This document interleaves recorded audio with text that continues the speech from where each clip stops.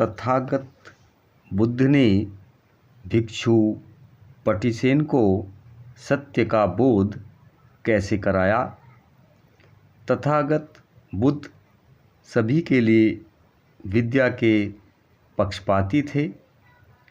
इसके अलावा उन्हें इस बात की भी बड़ी चिंता थी कि विद्या प्राप्त करके आदमी उसका क्या उपयोग करता है। उनकी विद्या विद्या के लिए नहीं थी, उनकी विद्या उपयोग करने के लिए थी। इसलिए वे इस बात पर खास जोर देते थे कि जो विद्वान हो उसे शीलवान भी होना चाहिए। बिना शील की विद्या अत्यंत खतरनाक थी।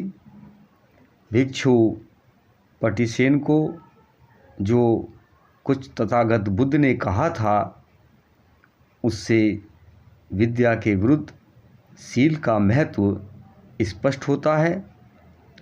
एक पुराने समय में जब तथागत बुद्ध श्रावस्ती में विहार कर रहे थे, उस समय पटिसेन नाम का एक वृद्ध भिक्षु था जो इतना अधिक कूड़मगज था कि उसे एक गाथा भी याद नहीं रह सकती थी।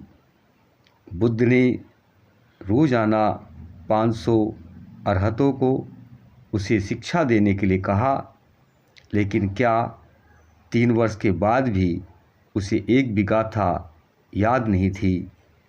तब उस जनपद के चारों ओर के लोग, भिक्षु, भिक्षुणियाँ, उपासक, उपासिकाएँ उसकी हंसी उड़ाने लगे। तथागत बुद्ध को उस पर दया आ गई। उन्होंने उसे पास बुलाया और बड़ी कोमलता के साथ यह गाथा कही, कायेन सवरो साधु, साधु वाचाय सवरो, मनसा सवरो साधु, साधु सबत्व सवरो, सबत्व सबुतो भिक्षु सब दुखा पमुच्यति।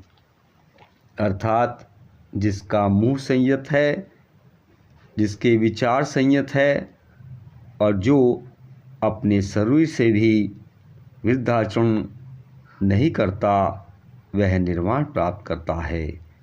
तथागत की करुणा से जैसे पटिसेन के हृदय की कली खिल गई, वृद्ध भिक्षु पटिसेन ने भी वह गाथा दोहराई। तब तथागत ने उससे कहा, हे वृद्ध, अब तुम केवल एक ही गाथा कह सकते हो और लोग इसे अच्छी तरह से जानते हैं, इसलिए अभी भी ये लोग तुम्हारा मजाक उड़ाएंगे। मैं तुम्हें इस गाथा का भी अर्थ समझाता हूँ, तुम इसको ध्यानपूर्वक सुनो।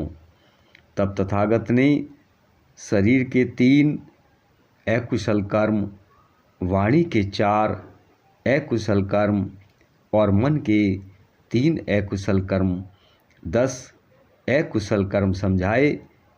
इन 10 अकुशल कर्मों के त्याग से आदमी निर्वाण प्राप्त कर सकता है। इस प्रकार समझाए जाने पर भिक्षु पटिसेन को सत्य का बोध हो गया और वह अरहत पद का लाभी हुआ। नमो बुद्धाय।